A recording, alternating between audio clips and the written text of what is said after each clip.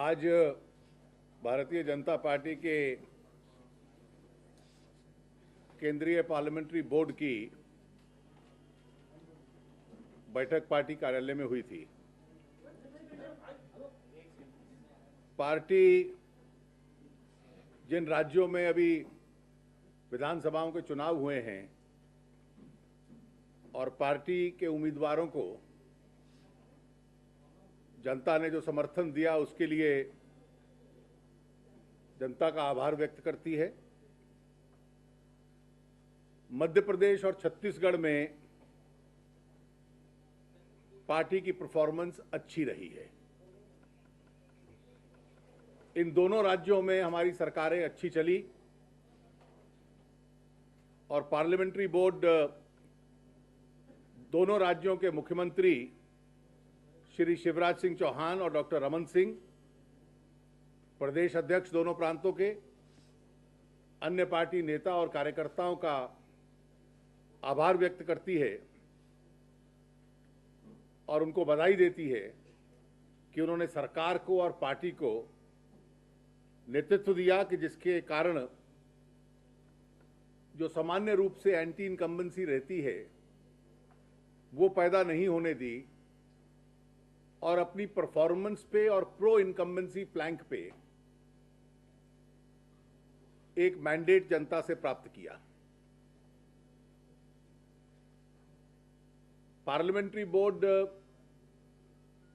ये मानता है कि राजस्थान में भी पार्टी की सरकार ने श्रीमती वसुंधरा राजे की नेतृत्व में विशेष रूप से विकास के लिए राज्य में बहुत अच्छा काम किया है। पार्टी की परफॉर्मेंस राजस्थान में बेहतर रहती अगर हम पार्टी में जो बागी उम्मीदवार थे, जो बहुत बड़ी संख्या में थे, उस समस्या को रोक पाते। अभी तक जो संकेत आए हैं राजस्थान के, दोनों पार्टीज के भीतर जो वोट डिफरेंस है वो बहुत कम है कांग्रेस और बीजेपी में, और शायद बहुत अधिक मात्रा में हमारे रिबेल्स थे जो एक हमारी कमजोरी रही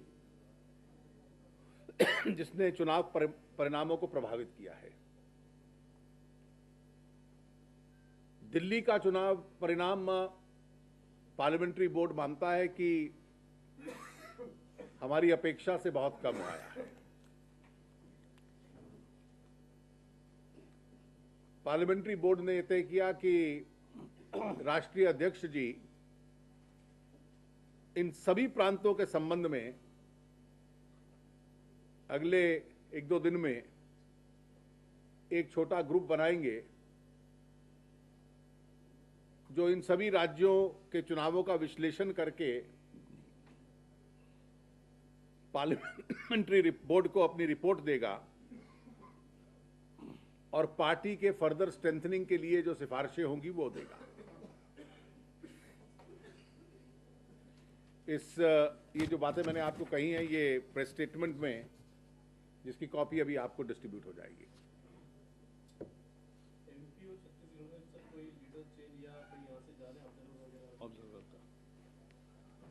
10 तारीख को, परसों यानी बुधवार को,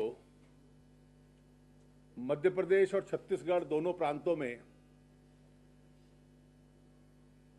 नए चुने हुए लेजिस्लेटिव पार्टी के सदस्यों की मीटिंग होगी।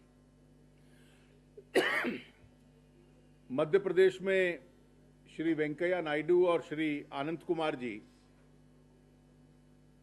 केंद्रीय पर्यवेक्षक के रूप में जाएंगे। छत्तीसगढ़ में भी 10 तारीख को मीटिंग होगी। उसका टाइमिंग वहां पर लोकली बता दिया जाएगा, जहां श्री रविशंकर प्रसाद जी और श्री धर्मेंद्र प्रधान दोनों केंद्रीय पर्यवेक्षक के रूप में जाएंगे।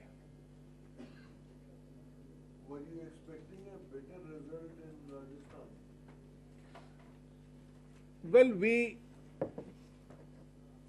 I think in 2 sentences, I made the position clear. On basis of our strength and our performance, we should have done much better.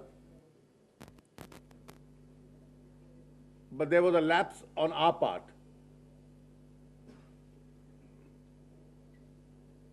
where a very large number of rebels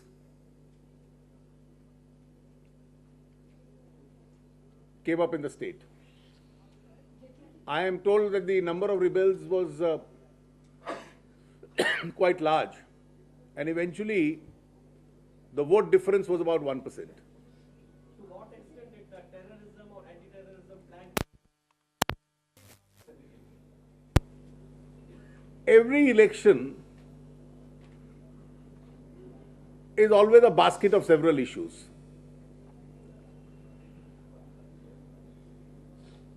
There is no such thing as a one-issue election.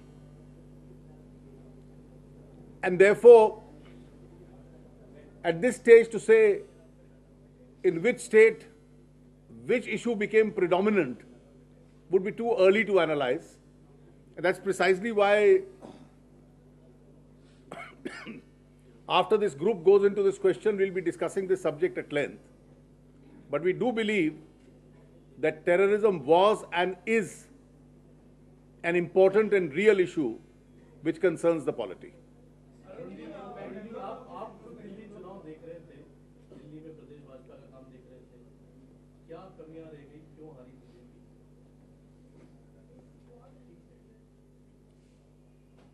बेहतर ये होगा कि जब एक party के भीतर चर्चा हो रही है तो मैं अपनी पहली टिप्पणी वहीं करूं। राजस्थान में किसी फेरबदल अब संगठन के स्तर पे देखिए, ऐसी कोई चर्चा पार्टी में नहीं हुई है।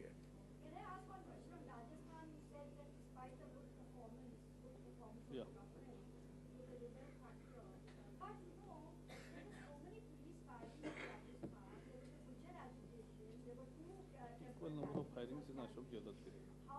They were firing on farmers because of water issues. You see, I don't think, you see, in a given situation, difficulties in administration can arise. But overall, there was a sense of appreciation about the performance of the state government.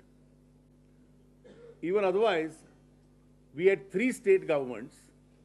In 2, we are back.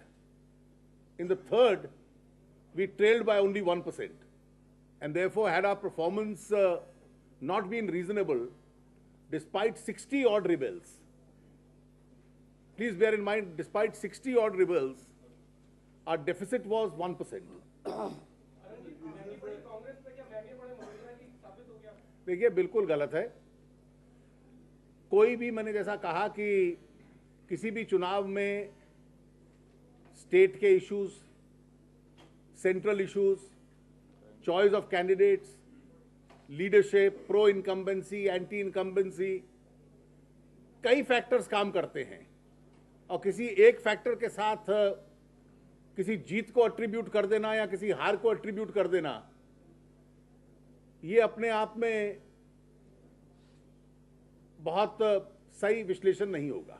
You talked of pro-incumbency factor. Do you think now, after the election, that Sheila Dikshit's performance was so good that the pro-incumbency factor weighed heavily with the voters in Delhi? Well, I think if you overall analyze the 4 larger states,